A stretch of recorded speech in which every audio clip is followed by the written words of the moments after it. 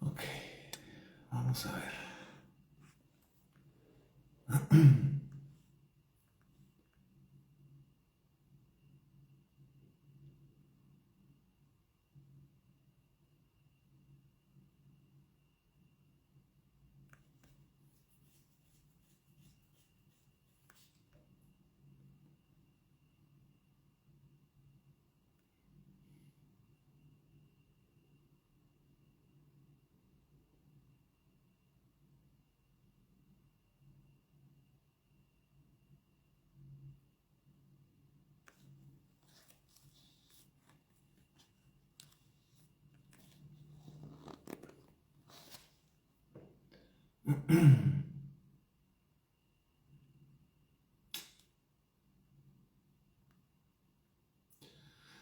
Hola Evelyn, ¿cómo estás? Ay Dios, estamos hoy complicados. Miren, y me aparece ahí conexión lenta y es complicado.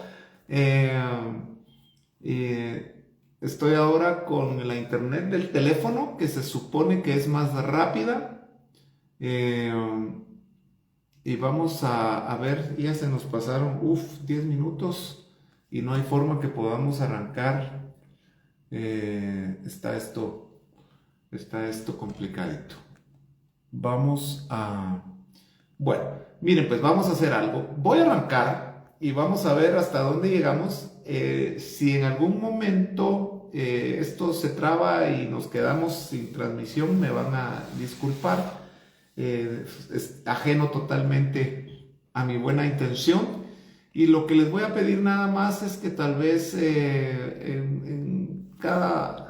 un ratito me pongan ahí que se está oyendo bien o algo porque yo me quedo medio frisado y no sé si me están escuchando, ¿ok? Así que voy a estar haciendo la pregunta y solo póngame si te oigo o bueno, si no me pueden oír no me lo van a poner. Así que si no tengo respuesta quiere decir que no estoy por ahí. Pero bueno, voy a empezar por fe, así que muchas gracias por estar acá. Vamos a orar. Padre, gracias, bendito seas, Señor, por esta preciosa noche. Gracias por tu cuidado, gracias Señor, por tu lealtad hacia nosotros, por tu fidelidad hacia nosotros. Te damos honra, gloria y alabanza y te pedimos que en esta noche, Señor, podamos avanzar en nuestro estudio. Danos tu gracia para poder hablar lo que hay en tu corazón y que mis hermanos y mis hermanas que están conectados, los que se van a conectar y los que van a ver esto más adelante, puedan, Señor, ser edificados con lo que tú nos hablas. Te bendigo en el nombre de Cristo Jesús. Amén y amén. Bueno, démosle pues. Vaya a traer un lápiz, un papel o ahí apunte en su computadora o en donde usted apunte porque es importante que usted tenga sus notas para poder ir luego a seguir escudriñando lo que estamos platicando. La semana pasada estuvimos avanzando ya y vimos un poco acerca de la vida de Abraham y cómo vemos eso, vemos que a través de la línea de las generaciones de Abraham vemos algunas debilidades que se fueron pasando de generación en generación y específicamente en las generaciones de Abraham vemos que comienza con un engaño que obviamente Abraham, pero eso ya no lo dice la Biblia, lo ha de haber heredado de su padre, ¿verdad? Y su padre de su abuelo y esto ya venía, pero vemos allí una semilla de engaño que hizo mucho daño en las generaciones de Abraham y cómo Abraham comienza bajando a Egipto a causa del hambre, dice Génesis, baja a Egipto, miente acerca de su esposa, después Isaac, eso lo hace 2 veces, después Isaac a causa del hambre baja a Gerar y allí miente acerca de su esposa. Vemos que a Isaac ahora ya la tercera generación le sale un jacobita, un engañador y un Esaú que también era medio firma, ¿verdad? Y vemos como a través del engaño y la trampa, que era ya la naturaleza de Jacob, le compra la primogenitura a Esaú y se la compra o se la vende, mejor dicho, por un plato de lentejas, comida. Después vemos que Jacob tiene 11 hijos, de los cuales 10 le salen muy engañadores y mentirosos, y engañan a Jacob por 22 años, tienen engañado a su padre. Vemos cómo hay un detonante que es el hambre y hay una acción que es bajar a Egipto, y bajar a Egipto producía un engaño. Así que el detonante era el hambre, esto producía una acción y la acción producía que ellos engañaran. Es bueno que nosotros vayamos a nuestra vida e investiguemos un poquito en nuestras generaciones si no encontramos por ahí algunos patrones negativos que nos estén haciendo o conduciendo a acciones que nos traen dolor y sufrimiento. Hay algunos detonantes, yo he identificado algunos en mi vida, en mi corazón, en mis generaciones ancestrales, y estoy, mis amados y mis amadas, muy atento en estos días, en estos tiempos, para romper con esas cosas, porque para nada yo quisiera que mis hijos, mis nietos y mis generaciones sufrieran de estos ciclos, de estas puertas de debilidad que abrimos, y que por ahí puede fugarse la bendición y puede también entrar algún tipo de prejuicio para nuestra alma y para el alma de nuestras generaciones. Así que nosotros vemos cómo esto es tratado, ¿verdad? Y cómo Dios aparta a José y lo levanta de una forma maravillosa y sobrenatural, no sin antes procesarlo. Y hemos estado muy metidos en estos temas, en estos tiempos, acerca de los procesos que son tan importantes para Dios. Dios todo lo hace, mis amados, planificado. Dios no improvisa, y Dios tiene un proceso que comenzó hace muchísimos siglos y que próximo a concluir cuando nuestro Señor Jesucristo vuelva en las nubes y continúa el plan de Dios por 1000 años aún sobre esta tierra, ¿verdad? Y entonces al final de estos 1000 años ya vemos que Dios concluye con este ciclo de 6000 años de trato con el hombre, y entonces Él hace cielos nuevos y tierra nueva. Ok, mientras tanto nosotros estamos metidos en este proceso, y tenemos que entender que los procesos son importantes, los procesos son necesarios. Todos los hombres de fe en la Biblia, mis amados y mis amadas, fueron procesados. Todos los hombres en la Biblia fueron procesados. Y esto lo debemos entender para entrar nosotros en reposo y en entendimiento cuando nosotros vivimos esos procesos en Dios. Y bueno, vamos a ir adelantando un poquito acerca de la vida de estos patriarcas, ¿verdad? Y vemos que Jacob era un hombre que realmente deseaba honores eternos, mientras que a Esaú le importaba poco la eternidad, y él lo que quería era saciar su vientre natural. Pero Jacob los buscaba de la forma equivocada, pero de alguna manera, mis amados, Jacob tenía un corazón sincero, un corazón, vamos a decir, un corazón para Dios, un corazón que amaba las cosas que no eran terrenas, a diferencia de su hermano Esaú. Y cuando Dios encuentra un corazón apasionado por las cosas eternas, Dios se encarga de enderezar ese corazón. No todos empezamos buscando a Dios con la motivación correcta. No todos comenzamos buscando a Dios con un corazón totalmente íntegro delante de Él. Pero cuando Dios ve un corazón, mis amados, que busca a Dios, que tiene necesidad de Dios, Dios se encarga de enderezar ese corazón.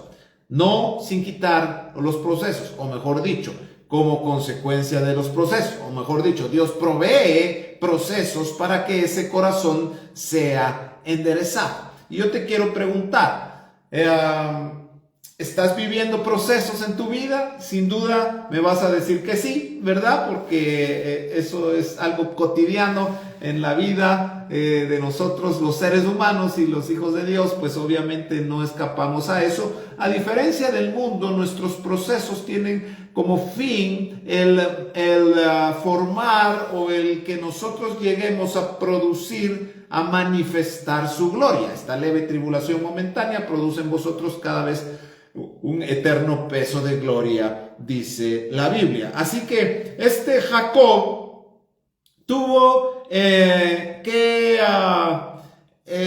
ser procesado para poder llegar a ser digno del llamado y las promesas hechas a Abraham. Escúcheme bien, Dios promete a Abraham bendición, Dios promete a Abraham que a través de él todas las familias de la tierra iban a ser bendecidas, y entonces ese llamado pasa a Isaac, esa promesa pasa a Isaac, y esa promesa de Isaac pasa a Jacob. ¿Ok? Y mire, Abraham tuvo dos hijos, a Ismael y a Jacob, y la línea de bendición pasó a través de Isaac, la genealogía que viene a través de la fe, de la promesa de Dios, y Ismael es desechado. Igualmente en la familia de Isaac tiene dos hijos, Esaú y Jacob. Esaú es desechado y Jacob es tomado por Dios para procesar y cambiar esa naturaleza de ser una naturaleza engañadora a ser una naturaleza que agradara a Dios. Y por eso, o parte del proceso, Jacob es enviado a un hombre, o le es presentado un hombre mucho más o mucho menos honrado que Jacob. Le presenta a su tío Labán, que era 10 veces más tramposo que Jacob. Y entonces esto con la intención de que Jacob fuera confrontado con su pecado, de que Jacob se diera cuenta en carne propia lo doloroso que es una naturaleza tramposa, engañadora y mentirosa. Y entonces pasa 20 años con su tío Labán, su tata, su papá en el engaño, ¿verdad? Si Jacob era engañador y tramposo, su tío era terrible. Así que vemos que esto era un tema familiar, no solamente del lado del papá, sino que Labán era pariente de Rebeca o de Sara, ¿verdad? Vamos a ver, de Rebeca, y entonces por ahí también venía la trampa. Así que estamos entrampados por todos lados nosotros los seres humanos, ¿verdad? Venimos de muchas generaciones en donde no se han hecho las cosas bien, y Dios está sacando a luz para que nuestras generaciones sean limpias, sean prosperadas, sean benditas en Dios. Así que al sufrir este examen intenso que Jacob tuvo con su tío Labán, Jacob aprendió, escúcheme bien, a aborrecer el engaño. Esto lo puede usted ir a leer, apunte a Génesis capítulo 31 y verso 41. Jacob llegó a aborrecer el engaño. ¿Cómo lo llegó a aborrecer? Porque Dios proveyó el espejo para Jacob, hablando en términos psicológicos, ¿verdad? Proveyó el espejo de Jacob para que Jacob se viera a sí mismo en otro pellejo y él pudiese aborrecer quién era. Pablo mismo lo dice allá, ¿quién me librará? Dice, de este cuerpo de muerte. Y concluye el versículo diciendo, doy gracias por Jesucristo, ¿verdad? Porque Él es quien nos vino a librar de este cuerpo de muerte. No está hablando del pellejo, está hablando de nuestra alma totalmente contaminada. La Biblia dice que debemos amar la justicia, pero debemos aborrecer la maldad. Pablo llegó a aborrecer quién era. porque él se vio reflejado en la nación de Israel, porque él fue parte activa de la religión de ese entonces. Y pues él obviamente no mató a Cristo porque no tuvo la oportunidad, porque no vivió en ese momento cerca del contexto en el que Jesús vivió. Pero si Pablo hubiese sido Pablo en el tiempo de Jesús, créame, Pablo hubiera perseguido a Jesús, y quizá por la forma en que Pablo era, de repente hubiera hecho más daño que los fariseos que estaban ya actuando allá con Jesús. Pero no lo hizo con Jesús, pero sí lo hizo con los cristianos que quedaron después de Jesús. Así que Saulo mataba cristianos. Y esto provocó que por toda su vida, escuche bien, aunque Saulo se arrepiente, aunque Saulo es transformado diametralmente y pasó de ser el mayor perseguidor que el pueblo de Israel tuvo hasta ese momento a ser el mayor defensor del pueblo de Israel. Tuvo, un encuentro con Cristo y tiene una conversión maravillosa, y Saulo es cambiado su nombre a Pablo, y Pablo comienza a defender el cristianismo de una manera, mis amadas y mis amados, que nadie o que pocos en la historia lo han defendido. Ahora, Pablo tuvo que vivir toda su vida, escúcheme bien, Pablo tuvo que vivir toda su vida con las consecuencias de haber perseguido a los cristianos. Y los judíos jamás perdonaron a Pablo. Y continuamente los judíos querían matar a Pablo. Aunque Dios tuvo misericordia, Dios lo perdona, Dios lo transforma, pero los judíos comenzaron a hacer con él lo que él hizo con ellos. Se lo voy a repetir. Los judíos hicieron con el apóstol Pablo lo que el apóstol Pablo les hizo a ellos. Hasta que Pablo llega allá en la epístola a los romanos a decir, ya no soporto más, porque quiero hacer lo bueno y no puedo. Y entonces ese conflicto externo trajo a Pablo una revelación de su corazón, y entonces él dijo, yo era así, pero esa naturaleza que ahora tal vez ya está sujeta y ya no la manifiesto, pero sigue ahí. Y entonces Pablo dice, me arrepiento en saco, en ceniza, aborrezco quién soy. Y eso no tiene nada que ver con autoestima, mis amados, no tiene nada que ver con una herida en el corazón que haya que sanar, ¿verdad? No está hablando de ninguna debilidad emocional, todo lo contrario, está hablando de una conciencia del apóstol Pablo, de una conciencia del apóstol Pablo de quién era, ¿verdad? Y que quiere dejar de ser, aunque ya no hacía lo que hacía, pero Saulo todavía vivía dentro de Pablo. Pongámoslo así, ¿ok?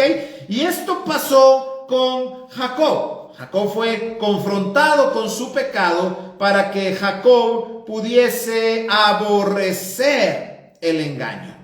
Sin embargo, la iniquidad no paró allí, ya que Jacob produjo 11 firmitas, ¿verdad? 11 hijos con su misma naturaleza que maquinaba el engaño. Y unos pocos años después, sus hijos planearon la muerte de su hermano menor José. Usted conoce la historia. Y luego deciden venderlo como esclavo, ¿verdad? Ya no lo matan, pero lo venden como esclavo e inventan una historia que trajo muchísimo dolor al corazón de su padre Jacob. Ellos le dicen a Jacob que José sin duda había muerto, le llevan su túnica de colores y la manchan con sangre, ¿verdad? Y Jacob, cuando reconoce la túnica de su hijo preferido, lloró por meses pensando que José había sido despedazado por una bestia salvaje. En total, Jacob, escúcheme bien, en total Jacob vivió una depresión por 22 años. Jacob vivió una depresión por 22 años. Yo le quiero hacer una pregunta a usted. ¿Usted tendría el corazón de decirle a su papá o de causarle un dolor profundo a su papá por 22 años, viendo que su papá se consume del dolor y usted teniendo la verdad no la dice, pudiendo usted alivianar su carga y sacarlo de ese pesar? Usted podría mantener una mentira por 22 años, mis amados. Eso solo lo puede hacer un corazón totalmente endurecido, totalmente cegado por el dolor. Y los 11 hijos de Jacob guardaron silencio acerca de la verdad de José, viendo que su padre se consumía en vida. No fue una semana, ni un mes, ni 6 meses, fueron 22 años los que Jacob lloró a su hijo. El engaño de Jacob, mis amados, inherente en sus hijos, o sea, la naturaleza jacobita, traspasada, trasladada a sus hijos, se había multiplicado grandemente, se había fortalecido. Y ahora Jacob estaba cosechando lo que había sembrado. Una de las grandes lecciones de Génesis es que las pequeñas semillas pueden producir grandes cosechas. Por eso la Biblia dice en Cantares: mataos las zorras cuando son pequeñas, porque las pequeñas zorras echan a perder grandes viñas, dice el libro de los Cantares. ¿Qué está hablando? Según Mateo capítulo 13, las zorras nos habla de demonios. Las aves nos habla de pecados y las zorras nos habla de, voy a repetir, mis amados, perdone. Las zorras nos hablan de pecado y las aves nos hablan de demonios. Según Mateo capítulo 13, las aves nos hablan de demonios. Y las pequeñas zorras nos hablan de esos pequeños pecados. Y la Biblia nos dice: cázalos cuando son pequeñitos. No esperes a robarte un banco. Trata con el pecado de la cleptomanía cuando te estás robando los clips de la oficina. No esperes a matar a un hombre. Trata el pecado, trata la ira cuando te enojas locamente y andas pegándole trompadas y patadas a cualquiera que te mire feo en la calle. Trata el pecado cuando nace, porque cuando crece es muy difícil. Es más fácil arrancar una planta cuando acaba de germinar que arrancar la raíz de un gran roble que tiene cientos de años de estar sembrado y creciendo en la tierra. Tratemos con los pecados cuando son pequeños, esas pequeñas zorras, porque si no tratamos con ellas van a hacer mucho daño en nuestra viña, en nuestra vida, en nuestra casa, en nuestra familia y en nuestras generaciones. Abraham no trató la zorra cuando era pequeña. Isaac no trató esa zorra cuando empezó a crecer. Jacob no se dio cuenta de que había ya una zorra adulta que se estaba multiplicando, porque dio 10 zorritas. 10 zorritas. Ajá. Así que aquello que el hombre siembra, sea natural o espiritual, seguramente lo va a cosechar. Gálatas dice: porque Dios no puede ser burlado, ciertamente lo que él sembrare lo va a cosechar. Sea natural o espiritual, mis amadas y mis amados, todo lo que se siembra se cosecha. Y regularmente la cosecha es mucho más abundante que la siembra. Abraham sembró una mentirita allá en Egipto. Y 4 generaciones después, sus tataranietos le estaban causando un dolor indescriptible a Jacob. Jacob vivió con su tío Labán por 20 años, lo encuentras en Génesis capítulo 28, del verso 10 al 31, y en el capítulo 31 del 38 al 41, todos esos capítulos. Su tío Labán le hizo trampa 10 veces a Jacob. Y Jacob aprendió a odiar el engaño durante esos 20 años. A Jacob le nacieron 11 hijos. José, el 11º, fue por mucho el más honorable de todos. Hubo un hijo que nació después que José fue llevado cautivo, que se llamó Benjamín. Tanto José como Benjamín fueron los 2 únicos hijos de Raquel. Este Benjamín nació en Belén, después que Jacob y su familia regresaron a Canaán, ¿verdad? Raquel fue la esposa favorita de Jacob, a la que Jacob amó, trabajó por ella 14 años. Murió joven mientras daba a luz a Benjamín, o sea, Benjamín no conoció a su mamá. Para los que apuntan, le voy a dar los nombres y las madres de los 12 hijos de Jacob. Jacob tuvo 4 esposas: Lea, Bilha, con H, B alta, H-A, Bilha, Silpa, con Z, y Raquel. Fueron las 4 esposas de Jacob. Lea y Raquel eran hermanas. A Lea le nacieron 6 hijos. Sus nombres: el primogénito de Jacob, Rubén; después Simeón, Leví, Judá, Isaacar y Zabulón. Estos son los 6 hijos de Lea. Se lo repito: Rubén, Simeón, Leví, Judá, Isaacar y Zabulón.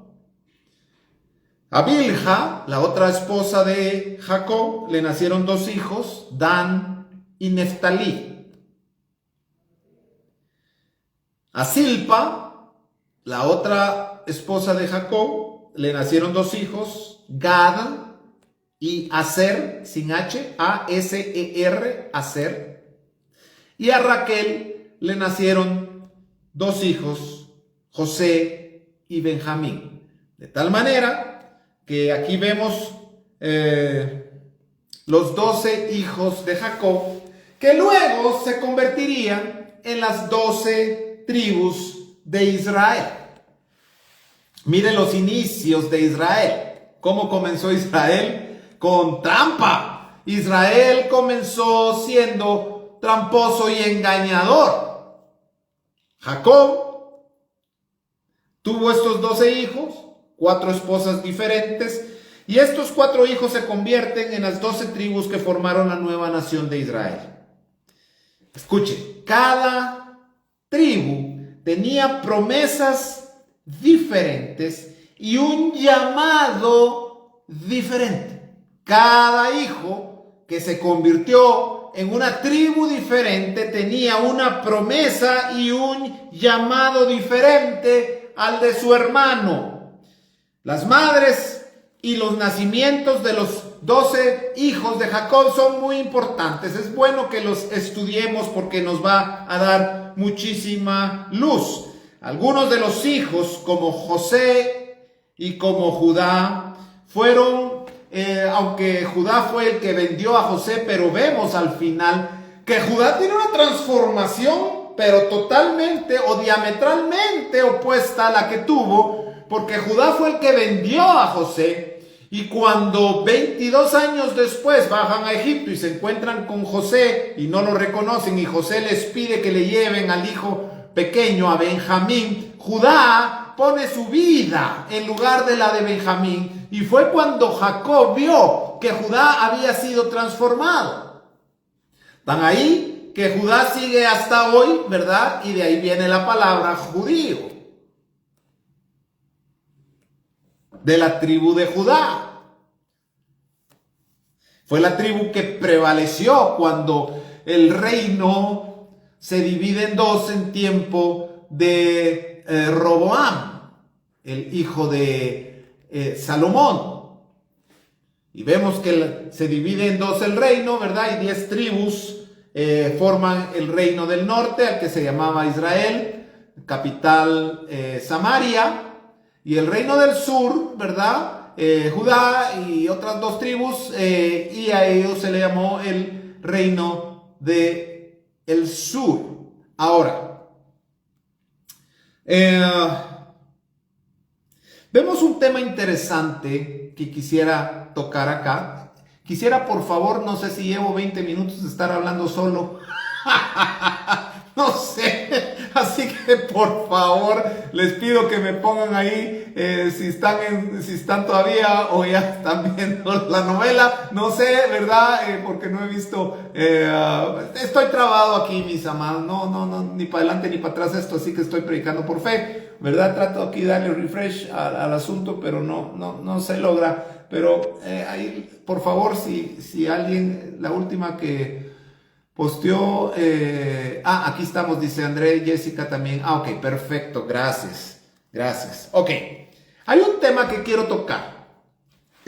¿Por qué? Porque vemos algunos cambios entre el antiguo pacto y el nuevo pacto. Bueno, muchos cambios obvios, ¿verdad? Pero hay un tema en el cual hay un poco de confusión, porque pareciera como que Dios era mucho más rígido en el Antiguo Testamento que en el Nuevo, en algunos puntos, pero era mucho más condescendiente en otras. Y quiero decirles que eso no es verdad. Dios es el mismo de ayer, de hoy, por los siglos de los siglos. Dios no es más bueno hoy de lo que era en el Antiguo Testamento, ¿verdad? He escuchado prédicas de pastores que dicen, es que el Dios del Antiguo Testamento era un Dios implacable, era un Dios... No, es el mismo Dios.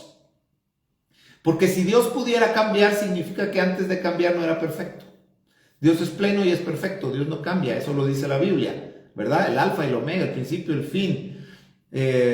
Dios es el mismo por los siglos de los siglos, no hay en él sombra y mudanza de variación, dice la Biblia. Es exactamente el mismo Dios del Antiguo Testamento, es el Dios del Nuevo Testamento. Ahora, en algunos temas Dios era muy rígido y aparentemente hoy es un poquito más condescendiente, pero no, Él sigue siendo el mismo. Lo que pasa es que ahora tenemos un mediador, ahora tenemos un intercesor y ahora tenemos a alguien, mis amados, que purga nuestro pecado. Así que la ira de Dios hoy no cae sobre ti como caía en el Antiguo Testamento sobre algunos. ¿Por qué? Porque hoy su ira cae sobre el Hijo, quien se hizo pecado por nosotros. Pero Dios sigue siendo totalmente reacio al pecado. Eso tenemos nosotros que enseñar. Pero hay un tema en el que pareciera como que Dios se puso más rígido ahora de lo que era en el Antiguo Testamento. Y es el tema de la poligamia y el divorcio. En el Antiguo Testamento, escúcheme bien, los estándares sí eran más bajos que los del Nuevo Testamento. Esto lo vemos con claridad. Oíste que fue dicho no matarás, pero yo digo cualquiera que se enoja locamente ya es culpable. Oíste que fue dicho no adulterarás, pero ahora cualquiera que vea a una mujer ya es culpable. O sea, los estándares ahora subieron. En los tiempos del Antiguo Testamento, la poligamia y el divorcio eran permitidos. Yo quiero acotar algo aquí mis amados, perdone si voy a tocar alguna susceptibilidad, no es mi intención. Cada caso se trata, lo advierto, cada caso se trata personal, y hay algunas razones por las que Dios no es que le agrade que nosotros tomemos la decisión de divorciarse, porque la Biblia dice que Él aborrece el divorcio. Pero hay algunas razones que vemos por las cuales Dios lo permite.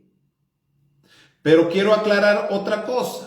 Una cosa es que Dios permita el divorcio y otra cosa es el nuevo matrimonio. No voy a darle una clase de eso, no tenga pena. Solo estoy tocando el punto así muy arribita porque cada caso se tiene que tomar personal. Se lo repito, si usted es una persona que sufrió un divorcio o se casó otra vez, por favor, no entre hoy en una condenación, porque no estoy hablando de eso, sino que me imagino que su pastor en el momento que pasó le instruyó en el tema, y si usted no era cristiana, pues siéntase mucho más tranquila aún, ¿verdad? Porque lo hizo en una ignorancia, ¿verdad? Fuera de Cristo, y la Biblia dice que cuando entremos al Señor, quedémonos como entramos. Así que es otro tema totalmente, pero sí tenemos que acotar que ni la poligamia ni el divorcio eran permitidos, la poligamia y el divorcio eran permitidos por Dios, pero nunca fueron bendecidos por Dios. Se lo voy a repetir. Aunque Dios permitió la poligamia y el divorcio, jamás Dios bendijo la poligamia y el divorcio.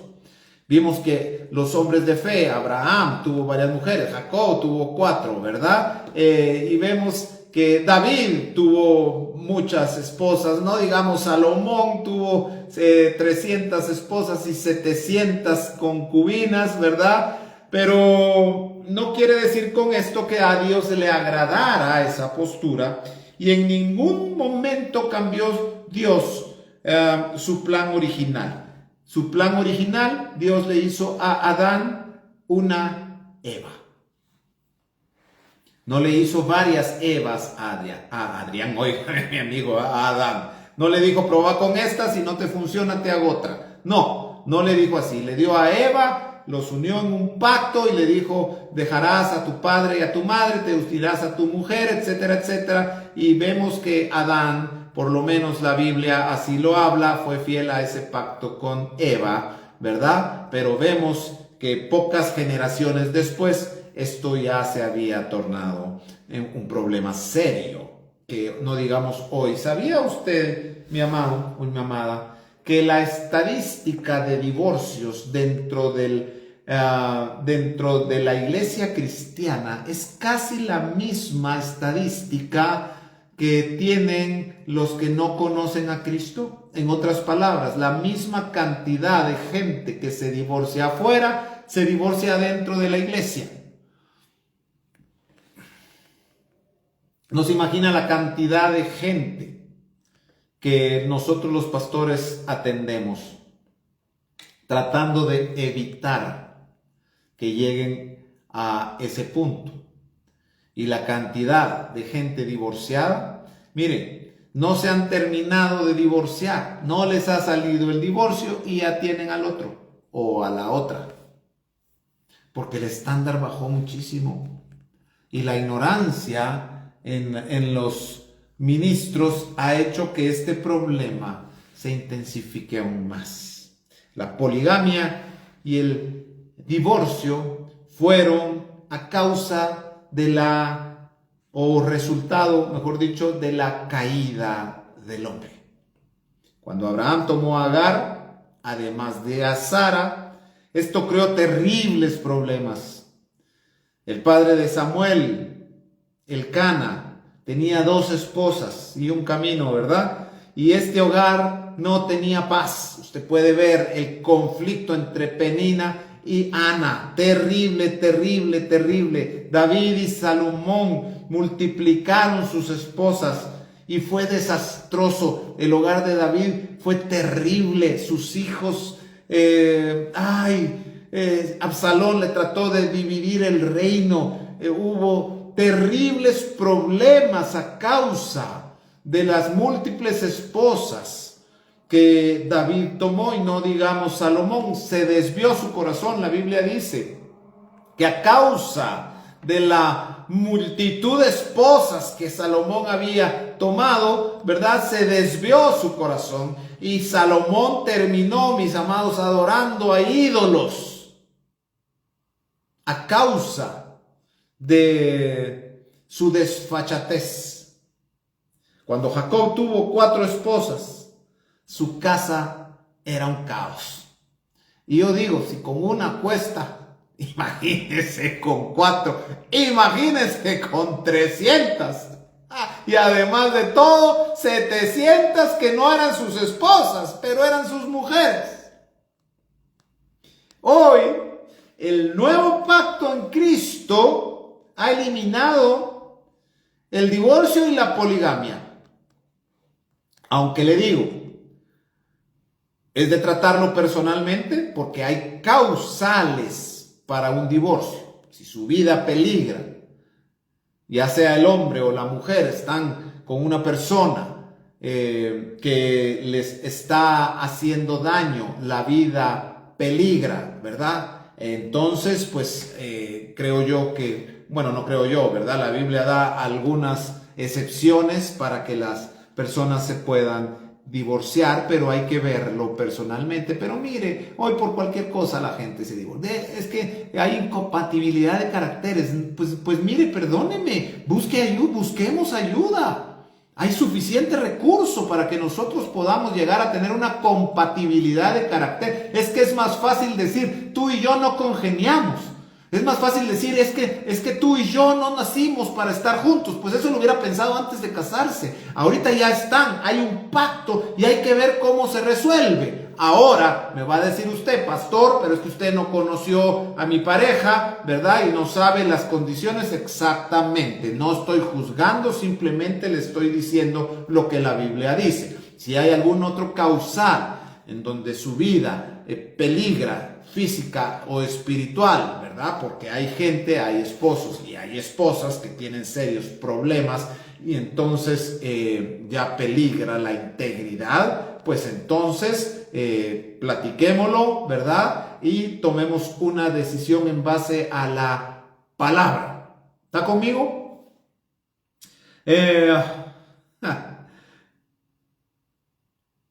Escuche. El nuevo pacto, Cristo eliminó eso porque Él nos lleva de vuelta al principio. Y en el principio no fue así. En Génesis capítulo 32, estoy avanzando, versículo 1 al 23, Jacob es cambiado para llamarse Israel. No solo le cambiaron el nombre. Cuando Dios cambia un nombre, no está diciéndote solamente te cambio tu nombre para que ya no te llames Pedro, ahora te llamarás Juan, ¿verdad? O sea, cuando Él le cambió el nombre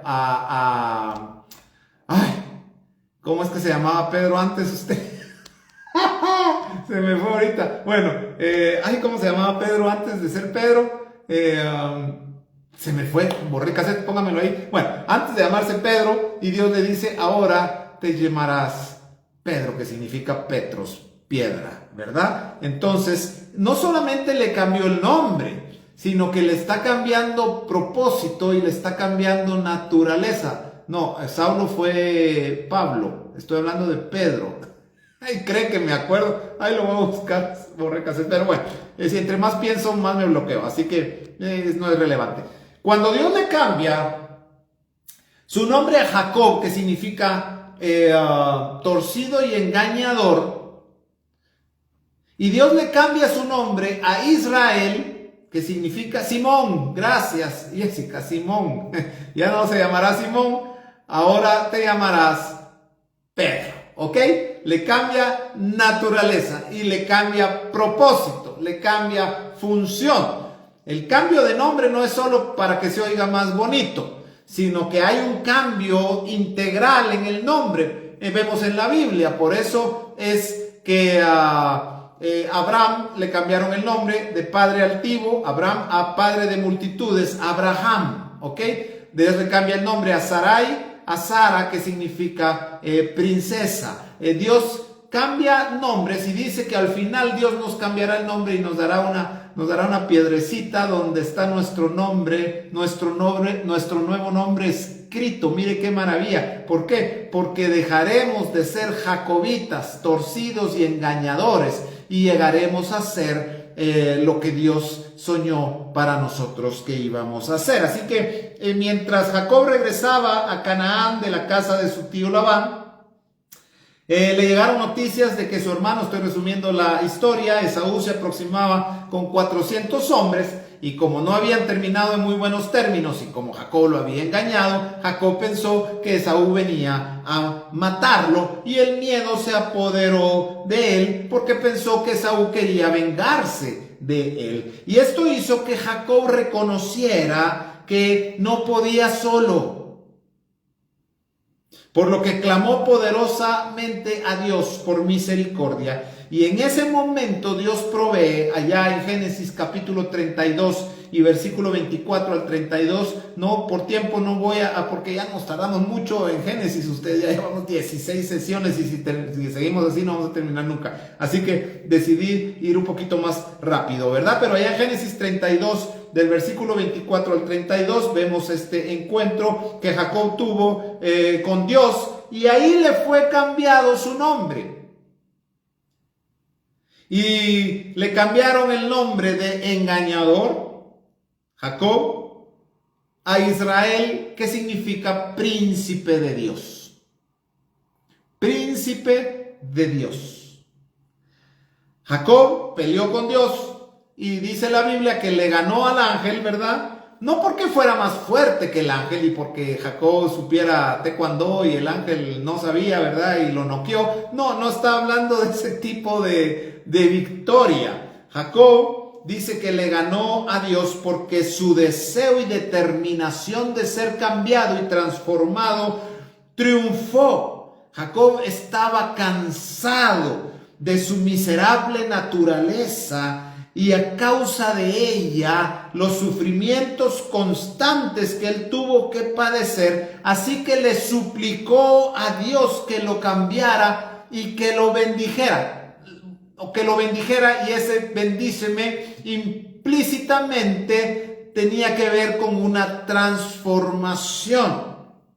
Así que de ese momento en adelante Jacob cojeó por toda su vida, porque su cadera fue descoyuntada, y Jacob salió de ese encuentro caminando diferente. Dios, escúcheme bien, Dios a raíz de ese encuentro no fortaleció a Jacob, debilitó a Jacob. Su caminata no era tan fuerte como era antes. Ahora no era normal su caminata, ahora cojeaba. Jacob de ahí en adelante no podía correr, de ahí en adelante no podía hacer muchas cosas que hacía antes de tener ese encuentro con Dios, porque a Dios no le interesaba fortalecer a Jacob, a Dios le interesaba debilitar a Jacob para que Jacob dejara de confiar en sus fuerzas y empezara a confiar en Dios. Y mis amados, es exactamente lo que Dios está haciendo contigo y conmigo. Dios no nos está fortaleciendo, Dios nos está debilitando para que su fuerza sea la que se manifieste a través de nosotros. ¿Entiende? A Dios no le interesa ser un super Tito. A Dios no le interesa la mejor versión de Tito. Yo no quiero mi mejor versión. Mi mejor versión no alcanza para poder caminar con Dios. En todo lo contrario, Dios está matando mi mejor versión. Dios está desarmando a Tito para que Tito de aquí en adelante su caminata no sea tan fuerte como antes, pero sea diferente. ¿Está conmigo? ¿O me quedé solitario?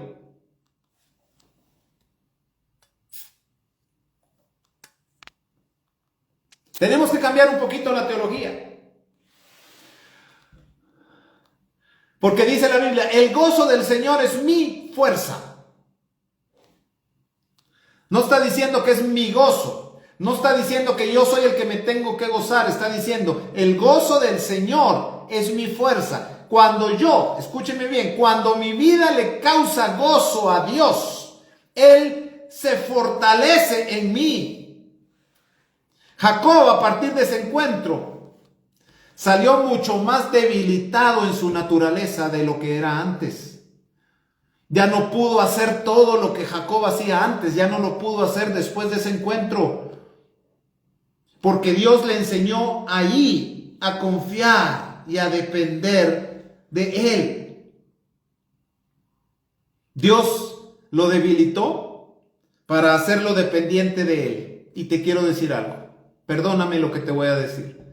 Dios, me voy a incluir, nos está debilitando para que sea su fuerza la que salga y no la tuya. Para que dejes o dejemos de confiar en nuestras fuerzas, porque nuestras fuerzas solo nos han metido en problemas.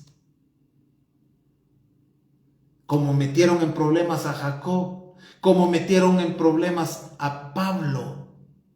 Y Pablo tuvo que llegar a este mismo entendimiento de decir, yo tengo que menguar para que él crezca. ¿Entiendes? ¿Cuál es el verdadero evangelio? No es hacerme más grande, hacerme más fuerte para que mi mejor versión salga, para dar un testimonio maravilloso de lo que Dios puede hacer. Escúchame bien, el testimonio maravilloso de lo que Dios puede hacer no se trata de que Dios haga superhombres, se trata de que a través de hombres comunes y corrientes, debilitados, cojos, ciegos, mancos, mudos y medio mudos, Dios puede manifestar su obra a través de nosotros. Esos son los verdaderos milagros que Dios está obrando, mis amados. A Dios no le interesa sobrecapacitarnos a nosotros. ¿Por qué? Porque cuando el diablo se sintió capaz, le llegó a exigir la semejanza. Dios necesita que nosotros, en lugar de sentirnos cada vez más fuertes, cada vez más poderosos, cada vez más llenos de fe, invencibles, nos sintamos cada vez más chiquitillos y débiles.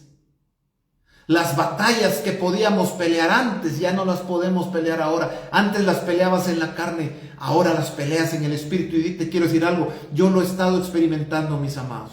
Porque hace 20 años yo sufrí una batalla terrible y la empecé a pelear en mis fuerzas. ¿Y sabe qué pasó? Casi me suicido.